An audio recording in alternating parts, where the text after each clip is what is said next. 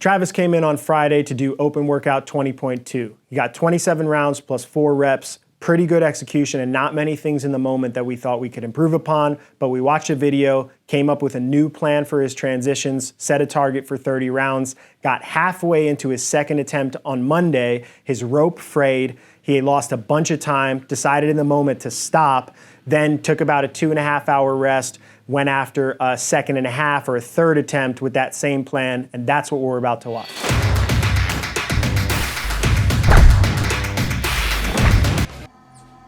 So this open workout was pretty tough to repeat, especially for the elite athletes. I think if you just think of it like the total number of contractions for somebody that's doing this workout at a high level is almost 1,000 reps or more than 1,000 reps. And then to be able to turn around in 2 or 3 days and repeat that overall effort under pressure is a pretty tough thing to do. So what we're watching here is Travis. He's at double speed. So this workout will be about 10 minutes of total watching. And it's gonna be a lot harder to talk over because we're already finishing round 2. So first round was 39 seconds, second round was 42 seconds. I took the times, the split times of when he finished the double unders and when he put his hands on the dumbbells. That's when I said the round split was. So that way every round is the same amount of total work as the first round. So he's coming up to finish round 3 right now. The beginning of this workout for most of the elites, assuming there were no misses, was pretty straightforward, where they had some sort of a pace, some sort of a transition strategy that they wanted to hold. And for most of them, somewhere between 5 and 12 minutes was not really that big of a deal. And then the back half of this workout was where things really got hard. People started to break down on their toes to bar, people started to break down on their double unders, and this workout was all about little details. So from a frame of reference standpoint, Trav did this workout and he got 924 reps, I think, the first time that he did it, which was 27 rounds plus some thrusters, plus some toes to, or plus the thrusters and plus I think 2 toes to bar. The execution was pretty clean, and when we went back and looked through the video, it was really, I just basically took a comparison of him doing the workout versus Agidius, who was the only public score that was over 30 rounds. And the major changes were the setup. So the transitional setup he has here is a little bit different than his first attempt, where he puts the double unders down, takes a half turn to pick up the dumbbells, and then takes a reverse half turn to the toes to bar. That was about 2 seconds, or 1.5 to 2 seconds per round. And if he was able to maintain that, then he could have been on pace for 30 rounds. So that was the target. He came in on Monday morning. He tried to repeat the workout. He got about 8 minutes in, his rope frayed and broke. He had to switch out the rope, and I think that whole just series of lost time, because he had been so analytical and knows like a 10-second break is basically 1 second on each one of the first 10 rounds, which almost makes the goal impossible to attain already. So he stopped the workout halfway through and then came back in the afternoon, and this is the attempt we're watching. So I guess technically this week, this is the 2.5 attempt of him doing it. And that was really the only change to this workout. This workout was all about, for the elites, discipline, not missing double unders, and having tight transitions. So he's finishing round 9. He's 42 seconds here. So that's 39, 42, 42, 41, 42, 41, 42, 41, 42. So you could see like there, you know, his workout pace right now is kind of like a metronome. He's in a good rhythm. He's 6 minutes and 40 seconds into the workout. He doesn't really look that he's straining super hard. His movement quality is still pretty good. Now this is obviously way different for somebody that is a little bit less fit. I know what I felt like in this workout at 7 minutes was I could not maintain the same pace, and I was already starting to break down. I was already starting to have to take some extra breaks. So the workout strategizing is definitely a little bit different when you're at this more of an elite level versus somebody that's a little bit less fit, that doesn't have the fitness to maintain the movement speed. All right, so coming up on the 8-minute mark in the middle of round 12, still no super breakdowns. This workout, just, I had a lot of people repeat it, a lot of people not beat the score that they put up the first time. And I think for Travis, this attempt was more about making sure that he finished all the way through and like got a mental victory more than it was trying to get a super big jump in score. I think after the first attempt and after that second and a half or half second attempt, I think it was pretty clear that trying to get 30 rounds might be off the table, because just, you know, if you look at his movement versus other elites, he loses a little bit of time on just how he sequences these 6 toes to bar, and you lose that time over the course of 30 rounds. If it's 1.5 or 2 seconds, you literally just have less time to work than other elite athletes. So that's why like every athlete is kind of set up to do well on every specific test. Here, Trav's taking a pretty long break. He just entered round 15.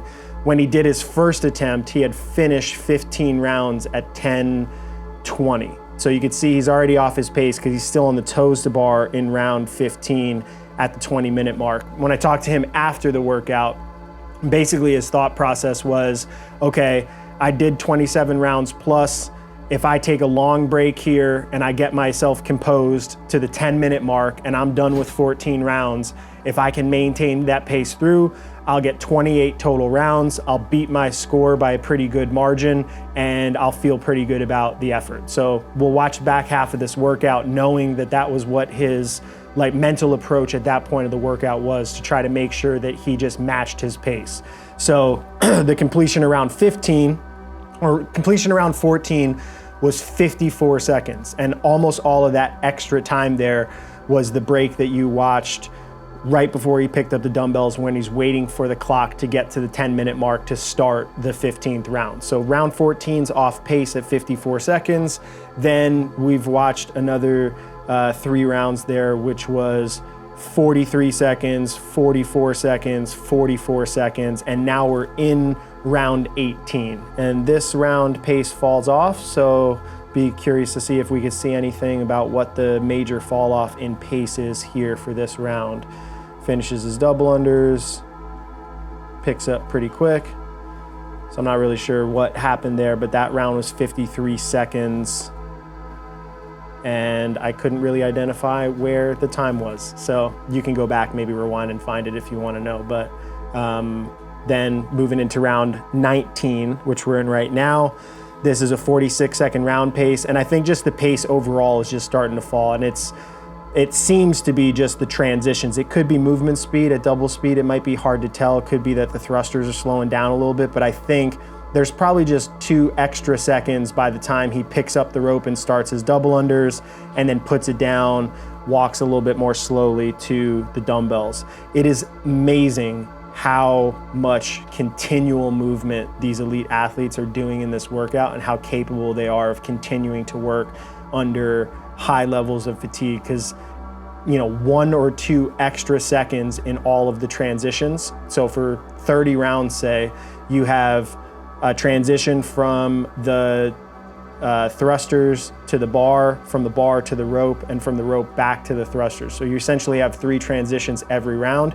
If you're losing a second per transition, then you're losing 90 total seconds of work time throughout the course of the workout. And that just becomes a ton of work. I mean, that's almost 2 extra rounds. Just to note, I had this thought after I watched the last one, his transitional sequence is changing a little bit here. So he did that last set of toes to bar facing inside, now he's facing outside. So even just that little detail of doing that one time, you do the toes to bar facing in, you drop off, you have to do a 180-degree turn and then walk forward to do double unders, you lose a second right there. So it's really amazing to have to try to watch somebody do a workout where they're almost continually moving and they sell out and they're like, I can't do any better than that. And then have to try to figure out where the details that they lost time versus the other people that are elite. And that's a way different video review process than most people who have, 10-second transition here, 10-second transition here. I heard a ton of people that missed, 20 plus times on double unders. If you miss 1 double under on each one of your sets, that can eat away a ton of your time, a ton of your focus. It could just make you frustrated. So this was a really, really interesting and challenging workout. Maybe one of the most difficult open workouts in terms of ability to perform under pressure because of the grip stress from holding the dumbbells and holding the toes to bar, and then what that does to your double unders. it was just a really good and fun, difficult challenge. So we're round 26 here. He's picked up his pace. So from the last round we covered was 19 and he was 46 seconds, then 47, 46, 46, 44, 45, 44 through round 25. And then he knew, you know, at some point you kind of sense the finish line and know you got to kick, which is where he did in the last round. So he went from that 44 down to a 41. He's got 30 seconds left. He's rushing to finish, maintains this pace, which is another 41-second round, and then picks up the dumbbells. And now he's just trying to sprint finish this last, he's trying to finish through round 28, but there's the time. He finishes 10 extra reps, so 27 rounds plus 10. Pretty good execution, a lot of stress and a lot of work for an extra 4 reps on this workout, but I think a mental victory, and I think probably learned a lot about himself as an athlete and learned about what's required at the top level to perform in the open and how much focus needs to be on all those little details. So hopefully you enjoyed this workout. Travis crushed it again. He's still, I think as of this morning, he was in 37th, which is slightly outside the cut line, but there's still 60% more scores to go in the open. So we'll keep doing our best to get him to climb into that top of that cut line. It's a wrap, you know what I'm saying? Your boy Project Pata in this thing, man. Hey, look, man, thank y'all for watching Training Think Tank's YouTube channel. Y'all hit that motherfucking subscribe button, you know what I'm saying? So y'all go ahead, man. Thank y'all for watching the channel, you know what I'm saying? Hit that motherfucking subscribe button, let it be known, what it be known, what it be known, you know what I'm saying? Pata.